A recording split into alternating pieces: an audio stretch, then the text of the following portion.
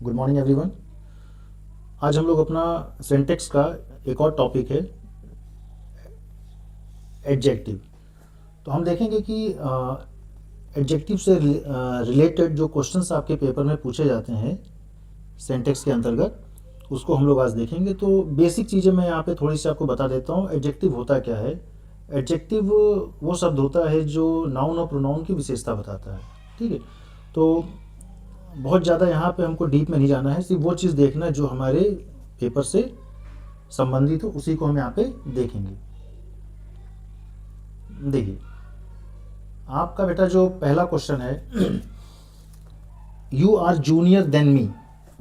ठीक है, पहला चीज़ तो आपको ये ध्यान देना बेटा कि अगर पेपर में कभी भी आपको जूनियर शब्द लिखा मिल जाए,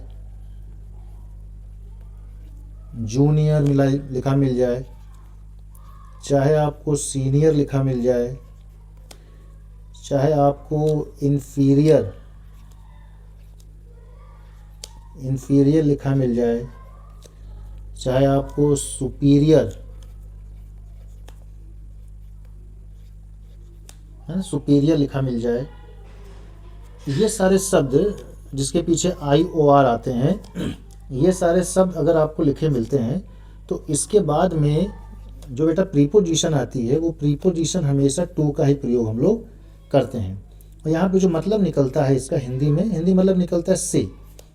जैसे you are junior than me नहीं होगा, you are junior to me, मतलब तुम मुझसे क्या हो, जूनियर हो।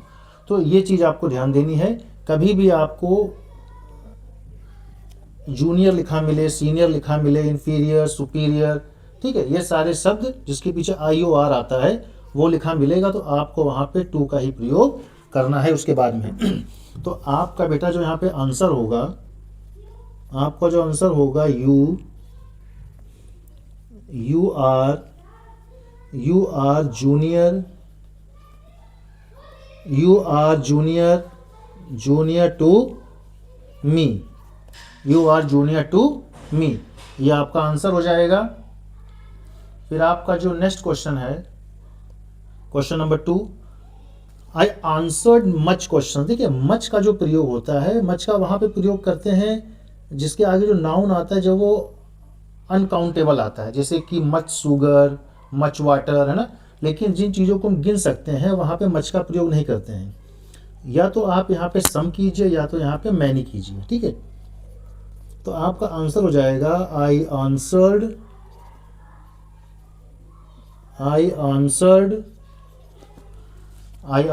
मैनी। आप मैनी भी लिख सकते हो, आप यहाँ पे सम का भी प्रयोग कर सकते हो, कोई दिक्कत नहीं है, दोनों ही आपका सही होगा। ठीक है बेटा। अब हम देखते हैं क्वेश्चन नंबर 3। देखिए, the area of Delhi is bigger than. तो यहाँ पे अगर ये क्वेश्चन आपका ऐसे लिखा होता, देखो, अगर ये ऐसे लिखा होता, अगर ये होता कि जैसे लिखा होता Delhi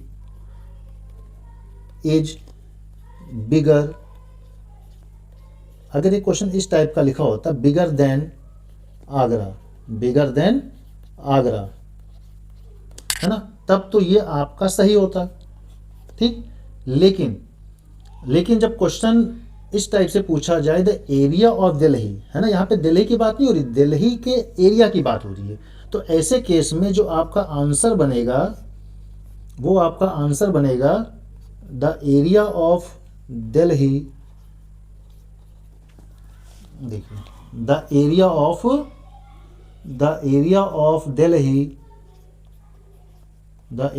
Delhi is bigger, the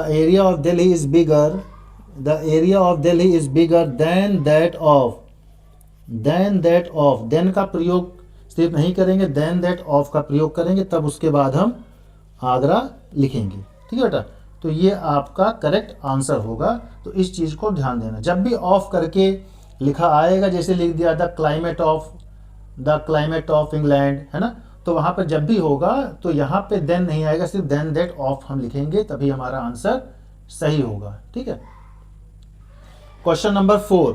तो क्वेश्चन नंबर 4 में आपको देखना है, कभी भी नो एनी नहीं होता है, ठीक है बेटा, नो एनी कोई शब्द नहीं होता है, नो एनी कहना गलत होता है, या तो हम कहेंगे नॉट एनी,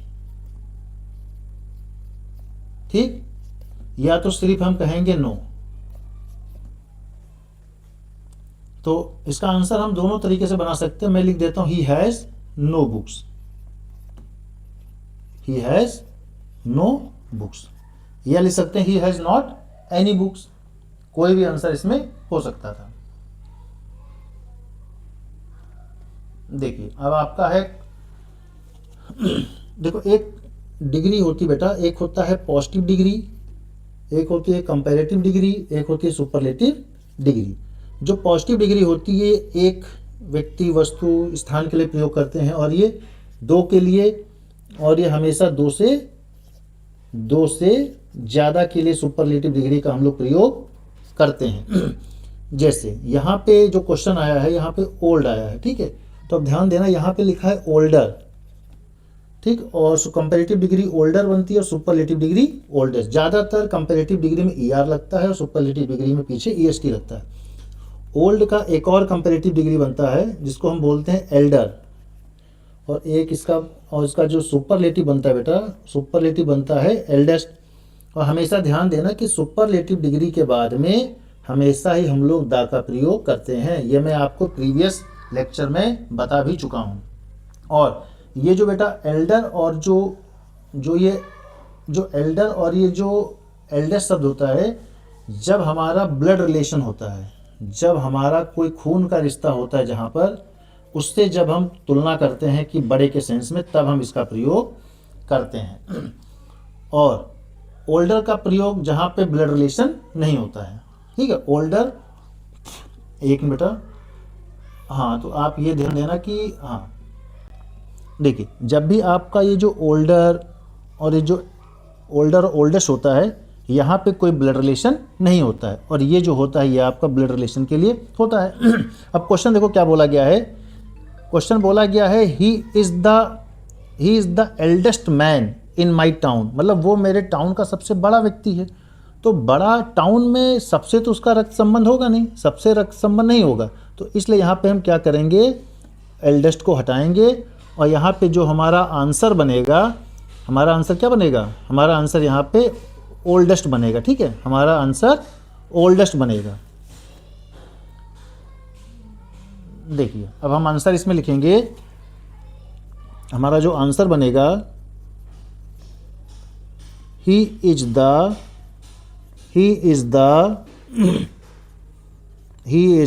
ओल्डेस्ट मैन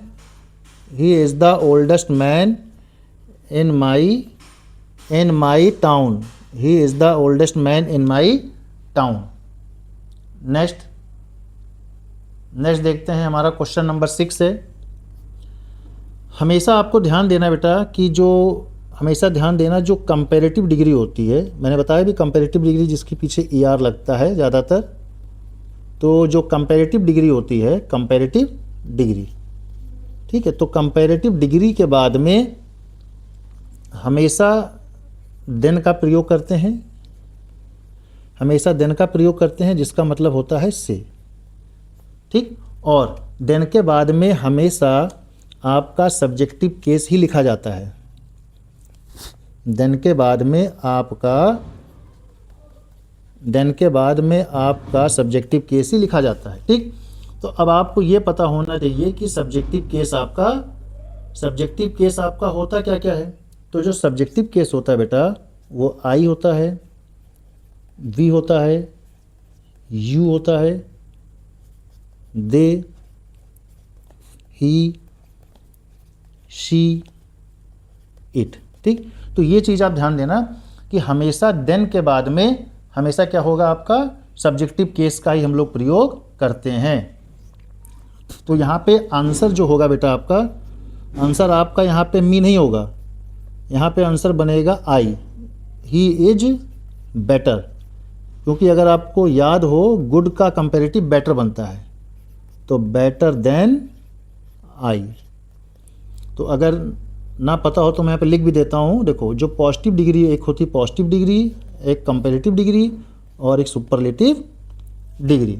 तो कंपैरेटिव डिग्री हाँ कंपैरेटिव डिग्री गुड होती है और इसका सुपरलेटिव बेटर कंपैरेटिव डिग्री इसका बेटर होता है और सुपरलेटिव डिग्री इसका बेस्ट होता है। ठीक, तो आपको ये ध्यान देना है, यहाँ पे जो था, यहाँ पर यह आपका क्या था, यहाँ पे यह आपका कंपैरेटिव डिग्री का प्रयोग हुआ था। ठीक है, कंपैरेटिव डिग्री का प्रयोग हुआ था और कंपैरेटिव डिग्री के बाद में हमेशा मैंने क्या बताया, कंपैरेटिव डिग्री के बाद में हमेशा देन का प्रयोग होता है और देन के बाद में हमेशा सब्जेक्टिव केस का प्रयोग किया जाएगा। नेक्स्ट देखते हैं। नेक्स्ट आपका है क्वेश्चन नंबर 7।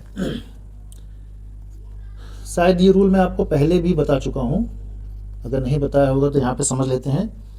देखिए, जब भी वन ऑफ जब भी शब्द आता है बेटा, वन ऑफ द, तो ये इसके बाद में हमेशा सुपरलेटिव शब्द ही आता है। सुपरलेटिव डिग्री, जो सुपरलेटिव डिग्री होगी वही इसके बाद में प्रयोग करते हैं। तो यहाँ पे बेटर नहीं होगा, बल्कि यहाँ पे क्या होगा, यहाँ पे बेस्ट होगा। ठीक, बस यही चीज़ आपको ध्यान देना। और जब भी वन ऑफ द आता है तो उसके बाद में जो बेटा नाउन आएगा, नाउन हमेशा प्लूरल ही रहता है। देखो यहाँ पे बॉयज़ आया तो बॉयज़ आपका प्लूरल ही है। कभी कभी इसमें भी गलती ढूंढने को दे देते हैं, तो हम ठीक है, तो हमारा जो आंसर बनेगा इसमें, हमारा जो आंसर बनेगा, he is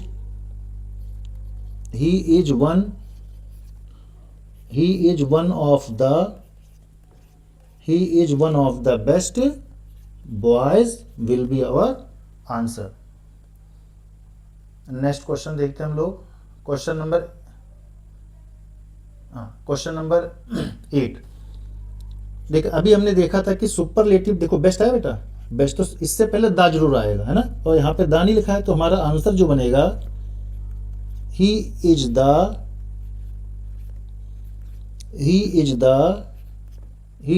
best boy in the class. This will be our answer. Question number 9 अब हम देखेंगे। देखो बेटा, जिस डिग्री का कंपैरेटिव बन जाता है, देखो अभी एक यहाँ पे देखते हैं, एक हमने बताया, एक होता है पॉजिटिव डिग्री, एक होता है कंपैरेटिव डिग्री और एक होता है सुपरलेटिव डिग्री। तो देखो, जैसे मैंने बताया कि जैसे लॉन्ग हो गया, है ना, तो लॉन्ग का कंपैरेटिव लॉन्गर बनता है और सुपरलेटिव लॉन्गेस्ट बनता है। कुछ शब्द ऐसे होते हैं जैसे जो लंबे, जिसमें बोलते समय ऐसे लगेगा कि थोड़ा लंबा टाइम लग रहा है, जैसे हो गया ऑनेस्ट, ठीक है, जैसे हो गया इंटेलिजेंट, ठीक है।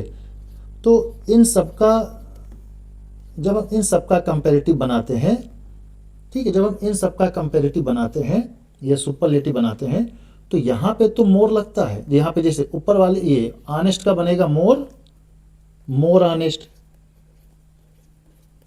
ठीक, और इसका यहाँ सुपरलेटिव बनता है मोस्ट ऑनेस्ट। वैसे ही इसका कंपैरेटिव इंटेलिजेंट का बनेगा मोर,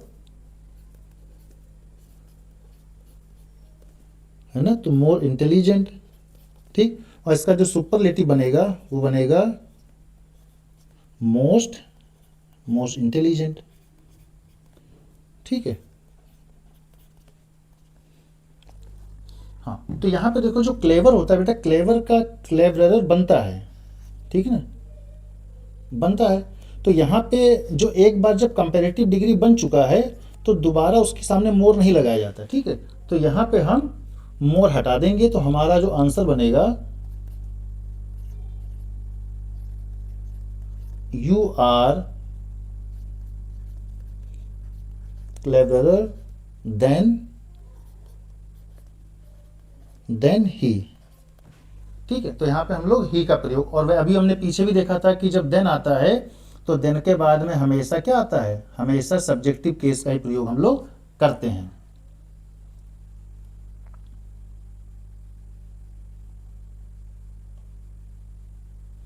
अब देखिए आपका क्वेश्चन, हाँ, अब आपका क्वेश्चन नंबर 10। क्वेश्चन नंबर 10 हम लोग देखेंगे। देखिए ओल्ड, देखो ओल्ड लिखा है तो ओल्ड वैसे भी आप ध्यान देना, यह ओल्ड नहीं होगा, एन ओल्ड होगा, क्योंकि एक आपने वो वॉवल पढ़ा होगा। कभी भी ध्यान देना, अगर उच्चारण बेटा, जैसे मैं एन का बता रहा हूँ, अगर कभी भी उच्चारण आपका छोटा आ से लेकर अंगा तक का उच्चारण कहीं भी आपको मिलता है तो उससे पहले हम लोग एन का प्रयोग करते हैं। मतलब यहाँ पे इस एन का जो मतलब होता है वो एक होता है, ठीक है। और जो ए होता है, ए का मतलब भी एक ही होता है, लेकिन यहाँ पे हम क्या करते हैं, जब का से लेकर ज्ञा तक का प्रयोग होता है तब हम वहाँ पे मतलब उच्चारण। अब यहाँ देखो, अगर आप ओल्ड देखोगे, ओल्ड है ना, तो ओल्ड का जो पहला लेटर है, पहला लेटर को हमने क्या पढ़ा, ऐसे आ पढ़ा, ओ है ना, तो ये आ आया, तो ये आपका क्या है, ये आपका स्वर है, ये आपका स्वर है। और जो स्वर होता है, स्वर के साथ में हमेशा एन का प्रयोग करते हैं। तो यहाँ पे जो आंसर होगा आपका, एन ओल्ड मैन,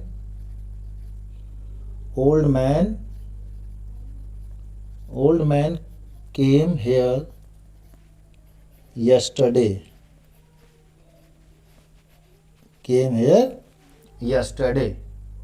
ये हमारा आंसर हो जाएगा, ठीक है। अब हम देखते हैं क्वेश्चन नंबर 11। देखिए एक बेटा शब्द होता है लिटिल, ठीक, लिटिल, और एक होता है आ लिटिल, और एक होता है द लिटिल, एक होता है द लिटिल। इसका मतलब, सबका मतलब थोड़ा ही होता है, ठीक, लेकिन सबका मतलब क्या होगा, थोड़ा के सेंस में किया जाता है। और इसका जो प्रयोग बेटा ज़्यादातर अनकाउंटेबल नाउन में होता है। अनकाउंटेबल मतलब जिसको हम गिन नहीं सकते हैं, और मनी को भी हम लोग अनकाउंटेबल में ही गिनते हैं, ठीक है। तो आप ध्यान देना, अनकाउंटेबल में ही उसको गिना जाता है। तो मनी, तो अब देखो इसका मतलब थोड़ा, लेकिन इसका मतलब बेटा निगेटिव सेंस में होता है, जब बिल्कुल ना के बराबर कोई चीज़ हो। जैसे मान के चलो इतना बड़ा गिलास है आपके पास, और उस गिलास में कहीं थोड़ा सा इतना पानी पड़ा हो तो हम बोलेंगे लिटिल वाटर, ठीक है ना, ठीक है ना। अगर इतना बड़ा गिलास हो, उसमें इतना सा पानी पड़ा हो तो हम बोलेंगे लिटिल वाटर। लेकिन है ना, और यदि आपका इतना बड़ा गिलास हो, ठीक, और उसमें कुछ पानी हो इस टाइप का, तो हम बोलेंगे लिटिल वाटर, ठीक है। और जब बिल्कुल कम होता है, बताया बिल्कुल कम होगा तो इसे निगेटिव है, ना के बराबर, ठीक है। तो और द लिटिल का मतलब जो कोई चीज़ फिक्स हो जाती है ना, ये इसका मतलब भी थोड़ा, लेकिन ये निश्चित के लिए किया जाता है, जिसको हम बिल्कुल जानते हैं। जैसे मैंने लिखा, जो थोड़ा दूध तुमने मुझे दिया था वो बहुत टेस्टी था, है ना, जो थोड़ा पानी मैंने पिया वो बहुत अच्छा था। और देखो जैसे इसमें लिखा है, he gave her a little money he had, उसने उसको थोड़ा पैसा दिया जो उसके पास था। तो जो उसके पास था तो वो निश्चित पैसे की बात हो रही है, ठीक है।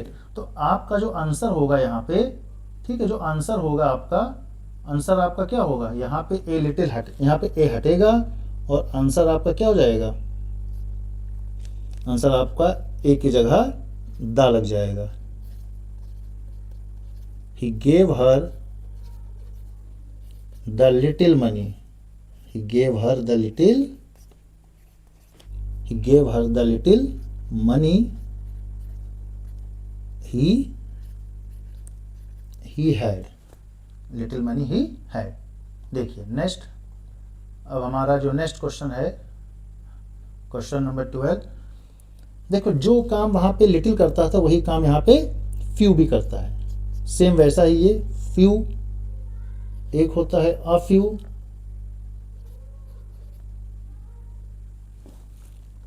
और एक होता है द फ्यू। इसका प्रयोग हम लोग करते हैं जब काउंटेबल नाउन की बात आती है। क्या बात आती है? काउंटेबल नाउन, मतलब जिसको हम गिन सकते हैं, है ना। और जिसका मतलब आप कुछ या थोड़ा के सेंस में आप मतलब कुछ, आप कुछ कह दीजिए। और ये सेम, ठीक, हाँ देखिए इसका मतलब क्या होगा, कुछ के सेंस में ही। ठीक है बेटा।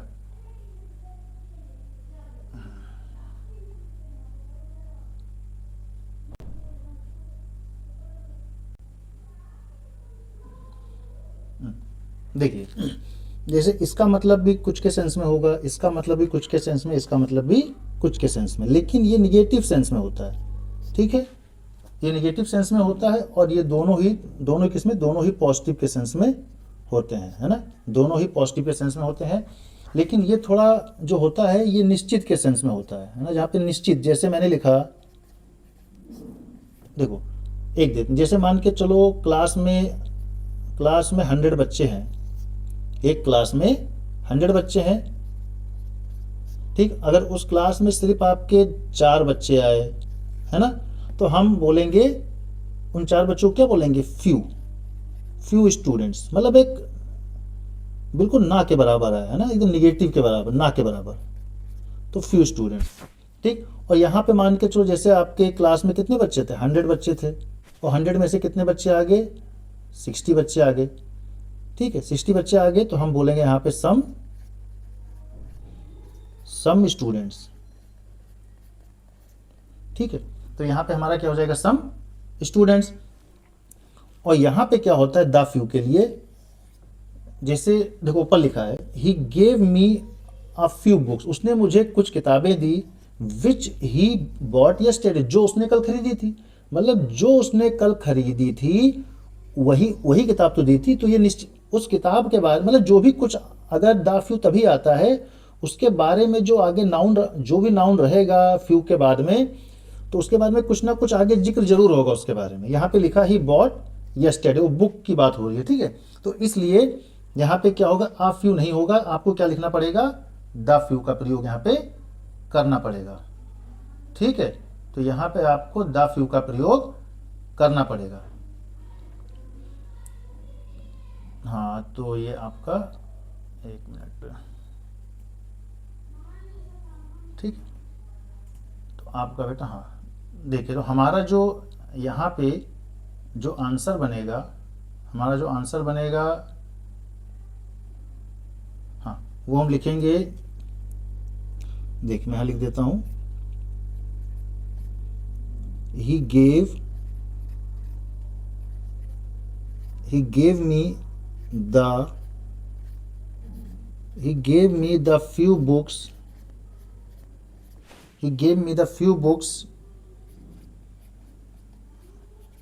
which he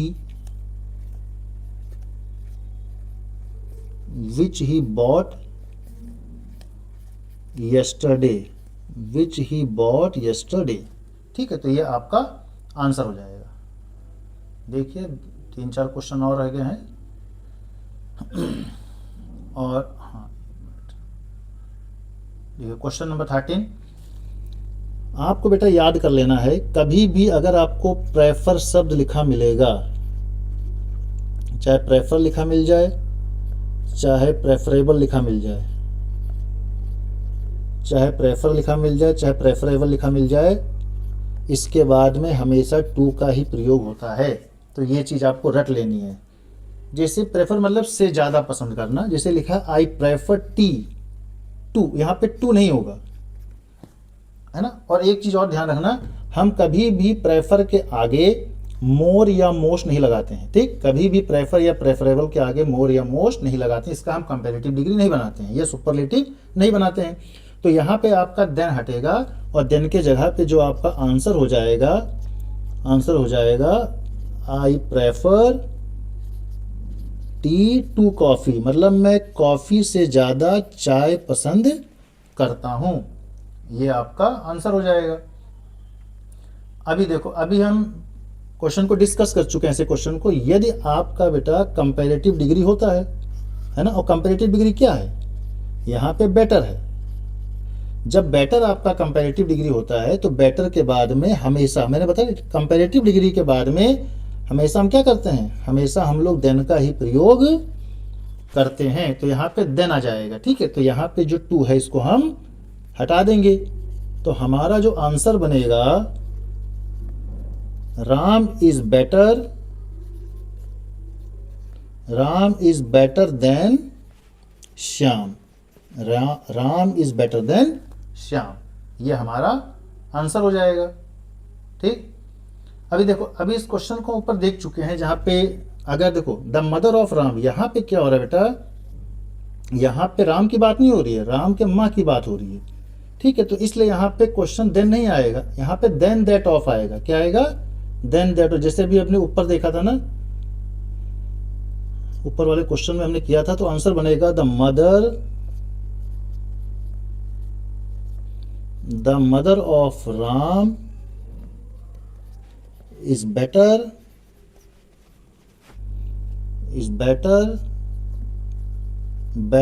than that of Shyam, ठीक है। ऐसे ये क्वेश्चन आंसर इसका लिखा जाएगा। अगर यहाँ पे मदर नहीं लिखा होता, सिर्फ राम लिखा होता, Ram is better than Shyam, तब आपका आंसर सही होता।